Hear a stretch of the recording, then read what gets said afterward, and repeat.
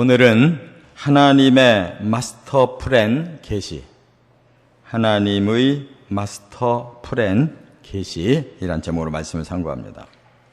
오늘 또 이 예레미야 51장 안에 이 보석 같은 말씀이 들어있어요.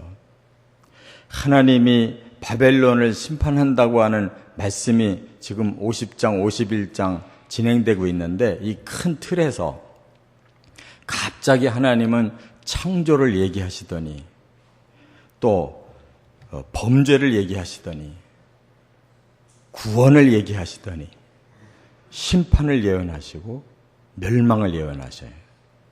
말하자면 바벨론은 지금 멸망당한다는 것을 말씀하면서 오히려 그것을 자세하게 나누어서 풀어주시는 거예요.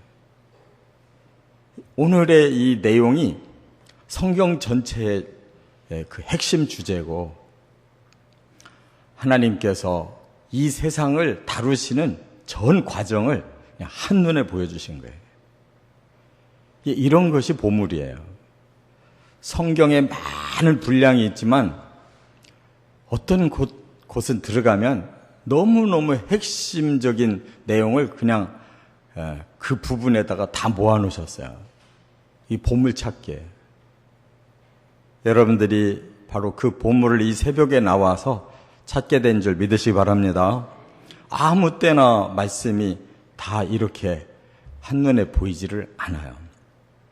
그렇기 때문에 꾸준히 말씀을 읽고 또 깨닫는 분에게만 보물이 주어지는 거지, 그냥 간혹 한 번씩 예배 나와서 자기 한풀이나 하고 자기 소원이나 빌고 이렇게 미신적으로 믿는 사람들한테는 이런 보물은 찾을 수가 없어요. 저와 여러분의 축복임을 깨닫고 이 말씀이 우리들의 신앙생활을 아주 탄탄하게 만들어주는 기초들로 삼으시기를 바랍니다. 첫째, 15, 16절에는 창조를 말씀하고 있어요. 하나님이 창조주시다라고 선포하는 거예요. 여기 보면 15절에 그랬죠. 여호와께서 그의 능력으로 땅을 지으셨고 그의 지혜로 세계를 세우셨고 그의 명철로 하늘들을 펴셨으며, 하나님의 전능하신 능력 밖에는 이 세상을, 땅을 짓고 하늘을 펴시고 세계 만국을 세우실 분이 없다는 거예요. 오직 하나님 한 분이 이렇게 하셨다는 거예요. 그분의 이름이 여호와라는 거예요. 그가 목소리를 내신즉, 그가 말씀하신즉, 말씀으로 선포하신즉 하늘에 많은 물이 생겼다. 누가 하늘에 물이 있는 줄을 알아요? 우리가 성경에 그 노아 시대 홍수를 통해서 하늘에서 물이 다 쏟아졌다는 것을 깨달았잖아요. 그 많은 물이 하늘에 어떻게 있으리라고 생각해. 근데 지금도 하늘에 물이 많아요. 지금도 며칠 동안 계속 비 오는 게 하늘에서 왔지 땅에서 쏟은 거 아니잖아요. 그 원리를 더 구체적으로 그는 땅 끝에서 구름이 오르게 하시며, 이 대기의 순환을 하나님이 법칙을 만드셔서 땅의 물이 하늘로 올라갔다가 구름으로 그것이 머물러 있다가 비를 위하여 번개를 치시며, 비 올 때 번개가 쳐지는 것이 바로 비를 내리는 방법이에요. 그 곳간에서 바람을 내시거나, 하나님이 그 곳간에서 태풍을 불어 제끼시니까 지금 태풍 불까봐 지금 겁을 잔뜩 내고 있잖아요. 이번 금요일까지. 이 말씀이 그대로지 여기에 한자라도 틀린 거 있어요? 기상캐스터들이 지금도 이 내용을 몰라가지고 제대로 예측도 못하잖아요. 성경 어디에 모순이 있어요? 단어는, 그것을 복사하는 사람들이 실수해서 단어는 틀릴 수 있어도 이 성경의 전체 흐름의 방향이 막 왔다 갔다 하는 법은 제가 지금까지 수십 년 연구해 봤어도 성경에 그런 건 없어요. 방향은 일정하고 진리는 항상 똑같은 말씀을 하고 계셔요. 모든 근원이 다 하나님께로부터 나왔다는 사실. 천지 만물, 사람과 세계의 역사가 다 하나님에 의해서 진행되고 있다는 사실 믿으시 바랍니다. 그렇다면 이 세계를 그냥 이렇게 멸망하게 쪼개지고 이렇게 다 끝장나게 놔두시겠느냐. 결코 그럴 하나님이 아니에요. 이 문제를 다 해결하고 반드시 창조를 완성하실 분이에요. 그게 계시록에 나오는 세계예요. 새 하늘과 새 땅. 이단이 그 좋은 말을 그냥 뺏어가가지고 쓰고 있어서 그 말을 하면은 이단인 줄 아는데, 신천지가 새 하늘과 새 땅이에요. 그 좋은 마지막 말씀을 이 엉뚱한 이단이 가서 가지고 그냥 막 선전하니까 우리 진짜 신자들이 신천지라는 단어를 못 써요. 이단이라고 할까봐. 상관없어요. 그건 잠시 이단이 쓸 뿐이지 하나님이 계시하신 새하늘과 새 땅이라는 말을 왜 못해? 이단에게 뺏기면 안 돼. 우리가 더 많이 써야 되는 거예요. 두 번째. 그런데 문제가 생긴 거예요. 17, 18절 범죄. 여기 보시면 뭐라고 그랬어요? 17절에 사람은 어리석어서 그랬어요. 무식해서. 이게 문제예요. 사람은 너무 자기들이 똑똑하다고 생각해요. 모르는 게 없다고, 못하는 일이 없다고 생각하는데, 이 제대로 갖춰야 될 이 가장 핵심적인 칩이 빠져 있어요, 사람은. 그래서 겉똑똑한 자들이지 진짜 똑똑한 자들이 아니에요. 하나님의 지혜가 여기에 없어요. 하나님의 지혜라는 칩이 들어가야 제대로 모든 걸 아는 거예요.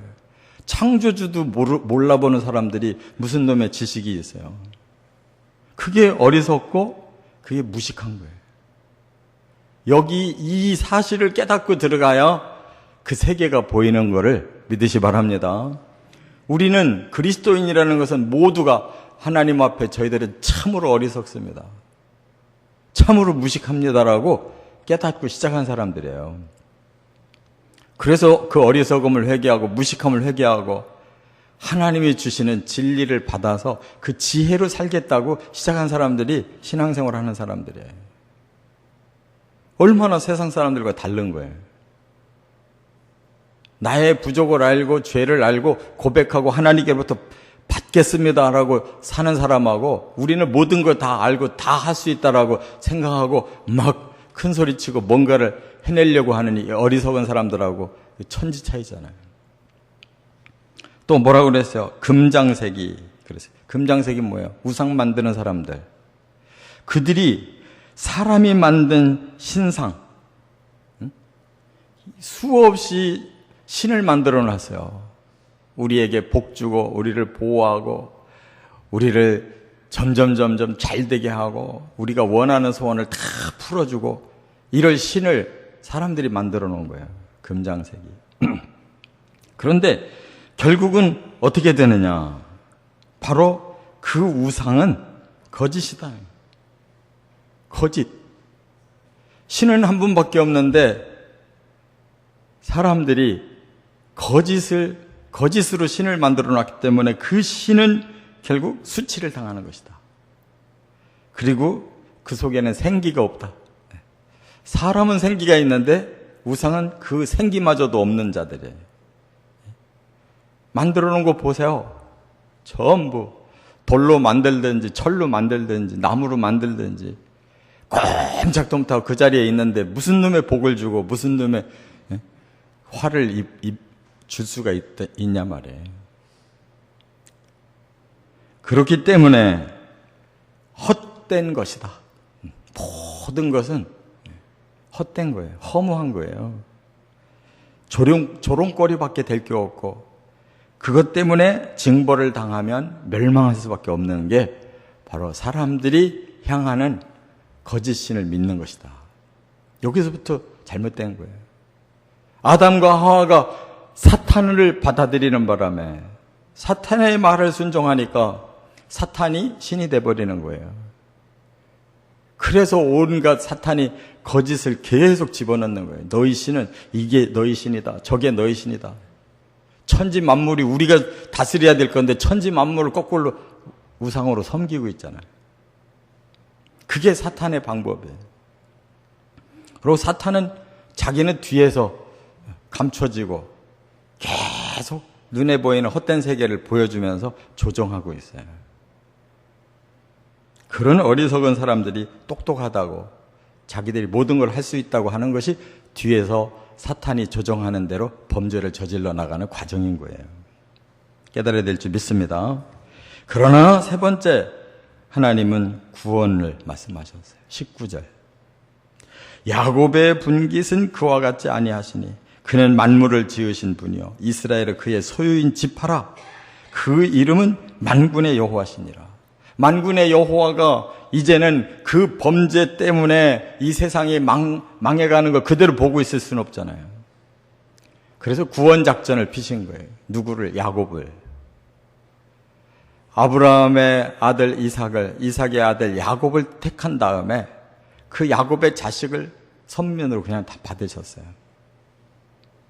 그래서 내가 이 범죄하고 이렇게 멸망당하는 세계를 내가 다시 바꿔놔야 되겠다. 그래서 씨로, 아브라함의 그 믿음을 따른 씨로 이스라엘 공동체를 세우신 거예요. 그래서 세워놨더니 더 말썽이었잖아요.